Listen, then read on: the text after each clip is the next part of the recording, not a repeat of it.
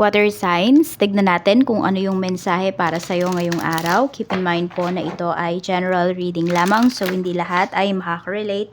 So be open-minded. Sa mga hindi pa po nakasubscribe dito sa ating channel, please subscribe na po kayo and pa-like na din po ng ating video. At sa mga nais pong mag-avail ng ating private readings, ng ating Evil Eye Amulet Necklace at ng ating Tears Bracelet, makikita nyo po yung link sa description box. Tarot Intentions by Aliana Reyes.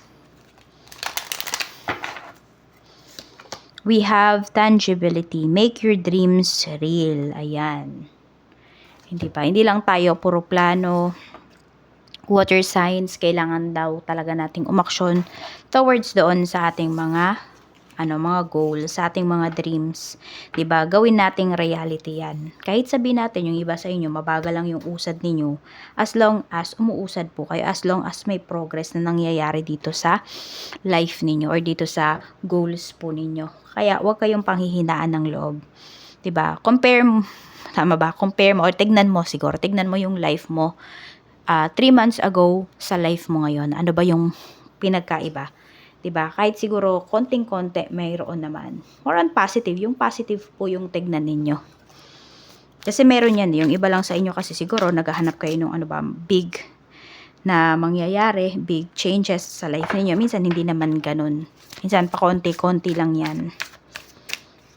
Tignan natin. Ayan po, imulat nyo yung mga mata nyo. Paano nyo ba ma-achieve yung goals po ninyo? Tignan natin. So, number 32, baka yung iba sa inyo, yan, favorite number nyo, or yan yung age ninyo. Tignan natin. We have rejected. Okay, sinasabi nga sa atin, di ba, na yung mga rejections ay redirections talaga yan. Kung para saan ba talaga tayo, anong path ba yung dapat nating puntahan. So, ayan, yung iba sa inyo, meron dito, pwedeng pinanghihinaan kayo ng loob kasi nga na-reject kayo, ganyan. Kunwari yung proposal ninyo, pagdating to sa business ayan po, pwede rin na-reject yung iba sa inyo, baka nag-propose kayo sa person ninyo, but hindi pa pala siya ready, we have massive regrets. Okay, so ito, paghandaan po ninyo yung mga kilos ninyo pagdating sa inyong mga goals. Okay, wag din naman kayo dito yung basta-basta na lang kayong kikilos. We have bad news. Medyo negative yung energy para sa inyo ngayon. Water signs. Oo. So, ayan po, baka may nag-apply dito ng trabaho, tapos na-reject po kayo. Hindi kayo tinawagan. So, yung iba sa inyo dito, pwedeng hindi lang to kunwari last week kayo nag-apply. Pwedeng yung iba sa inyo medyo matagal na. So, ang nangyayari, ayan, 'di ba? Bibigyan na kayo ni universe ng sign para maka-move forward na kayo dito. Ayan po yung rejection na to, pwedeng ito ay sinasabi sa inyo na mag-move forward kayo. Kasi kunwari wala kayong narinig dito. So, hintay kasi yung iba sa inyo. Ang mangyayari, 'di ba? Nai-stuck kayo diyan Nai-stuck kayo dyan sa isang sitwasyon na pwede naman po kayong kumilos na. So, ayan, pinapakilos na kayo ni universe para sa mas malaki pang mga mangyayari sa life ninyo. Sige lang, kung ngayong araw na to, ngayon nyo marireceive yung bad news na to, didamhin ninyo, iiyak ninyo. Tapos after that, ayan, mag-move forward po kayo. Kasi, meron pang mas naghihintay sa inyo, na mas magandang balita. Tignan natin. Water signs, we have looking. Ayun, 'di ba yung iba sa inyo, need nyo na talaga maghanap pa ng iba pang opportunity. Or yun nga, kung nag-apply kayo, hindi talaga kayo natawagan, 1 month na nakalipas, or more pa, ilang months na, baka yung iba sa inyo, 6 months na kayo naghihintay. Pwedeng hindi po yun para sa inyo. So, let go. So, looking, have an eye for beauty and uncover hidden charms.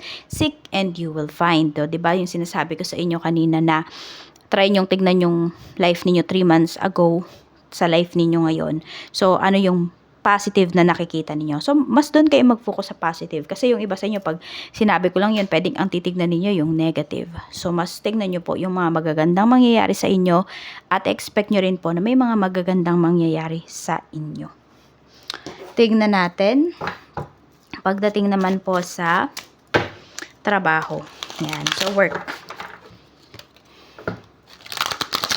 work. Tignan natin. Sa work. Sige, tignan muna pala natin yung mga water signs natin dito. Saan ba kayo mas magpo-progress or magiging successful? Sa career ba? Sa trabaho ba? I mean, sa trabaho ba? Ayan, yung magtatrabaho kayo sa iba. Or sa negosyo. Marami sa inyo, ha. Tignan natin. Okay, Ace of Swords. Meron tayo ditong Page of Cups. Actually, parang parehas naman. Halos parehas lang siya, no? Yung iba po sa inyo. Yun nga lang talaga, kailangan lang is baguhin nyo yung mindset ninyo. Kahit business po, kahit business, kahit trabaho, magpo-progress naman kayo. Kung sa trabaho yan, ayan po, meron namang breakthrough na pinapakita sa inyo dito pagdating sa work. So, kayang-kaya nyo po talaga. So, ibig sabihin, pwedeng magkakaroon ka ng salary increase pag sa trabaho, mapopromote ka, pwedeng madami kang benefits, depende yan sa trabaho na pinasukan ninyo syempre. Baka maraming benefits na ibigay sa inyo yung pinaka-company. Kung sa negosyo naman po, ang dami mong magiging network. Ayan, ang dami mong magiging network, tapos ang gaan nung pasok ng pera sa'yo. So, parehas talaga. So, yung iba sa inyo, ayan po, nasa sa inyo na yan kung ano ba yung gusto ninyo, ano ba yung passion ninyo. Kasi iba-iba naman tayo ng passion, iba-iba rin tayo ng, ng life path, ng life purpose. Tignan natin sa mga may current work, we have the Chariot. Tignan mo, may success talaga para sa'yo. We have 7 of Swords. Yan o, may success na paparating sa'yo. At marami din dito, no? Tinitignan yung mga kilos mo. Binabantayan ka. Merong mga co-workers ka dito na manipulative sila. Or siguro ginagaya nila yung kilos mo. The way ka na magtrabaho. The way you speak. For some of you nga water signs. Kung paano ka magsalita. Na ano din nila. Parang ginagaya din. So maraming gumagaya sa'yo dito. So be authentic lang. Ayan. At magpatuloy ka lang. Magpatulang but be aware sa mga nangyayari sa paligid mo pagdating dito sa work. Ayan po, pwedeng may promotion talaga dito. Yung iba po sa inyo ay pwedeng yung iba din meron dito ay mapunta kayo sa ibang lugar. Pero ano pa rin yan sa ano ninyo ng company ninyo.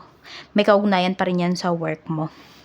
Tingnan natin sa negosyo naman, kamusta ang sales? We have Knight of Swords. Ayan, wala talaga kayong inuurungan ngayong araw. So, mukhang madami po kayong magiging sales because we have Knight of Swords. Parang gigil na gigil ba kayo?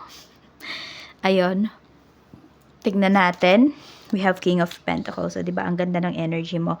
So, mataas po ang sales ngayong araw na to. Kasi ayun nga, sabi ko, katulad ng sinabi ko sa inyo na wala po kayong dito, wala kayong inuurungan. Parang go lang kayo ng go. Basta, kaya nyo naman yung kliyente, kaya nyo yung order nila. Go lang kayo. So, malaki po ang kikitain ninyo for today. Tingnan natin, pagdating naman sa kaperahan, we have 6 of Swords. Okay, may mga iba ng pera mo dito. It's either ninakaw to sa'yo, it's either nagtiwala ka dun sa tao na yun, pero wala ka nang narinig after niyang makuha yung pera mo. So, medyo may regret nga yung iba sa inyo dito kasi pwedeng hindi nyo na po mabawi yung pera na ito. 5 of Pentacles, ayan nga, meron tayo ditong 5 of Pentacles energy. Meron tayo ditong kahirapan na pinapakita. Ayan. Siguro, baliktarin natin. No? Yung iba sa inyo, water signs, ang gawin nyo, pag may nanghiram sa inyo dito, ayun, tumanggi po kayo. Matuto kayong tumanggi. Ito, may naka-persuade sa'yo dito. Some of you, pwedeng, na yan, parang ito nga is 5 to 6 months na yan. Or 5 to 6 weeks na yan. Pero wala ka pa nababalitaan sa tao na yan kung magbabayad pa ba siya or ibabalik niya pa ba yung pera mo. Check natin sa love life naman sa mga single. We have the moon.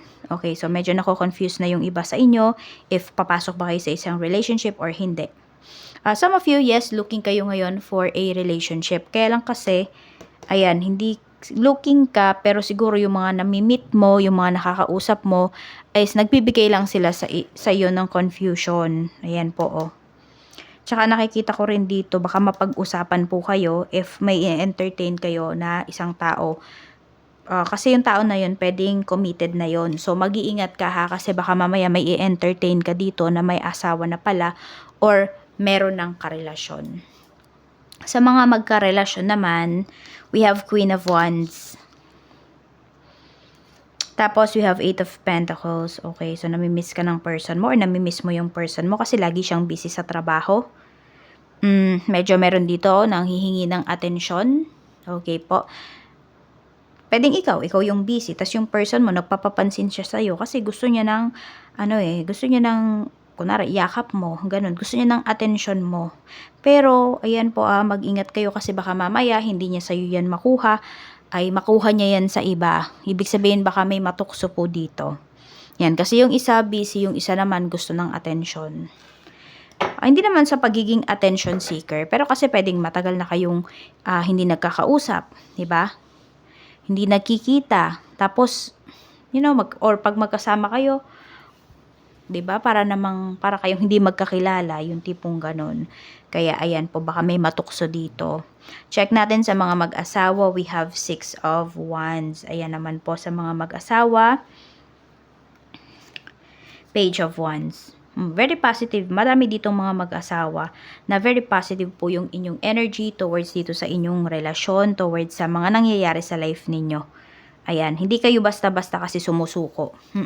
So, pwedeng, ayan, kayo yung nakaramdam ng kayo yung naka-receive ng rejection, ng bad news, pero tuloy-tuloy pa rin yung buhay. Kasi nakikita ko dito, sinusuportahan nyo yung isa't isa. At saka hindi lang yun, maraming sumusuporta dito sa, ninyo, sa family ninyo. So, ayan lang po. Maraming salamat. Water signs, mag-iingat ka po always and more blessings to come.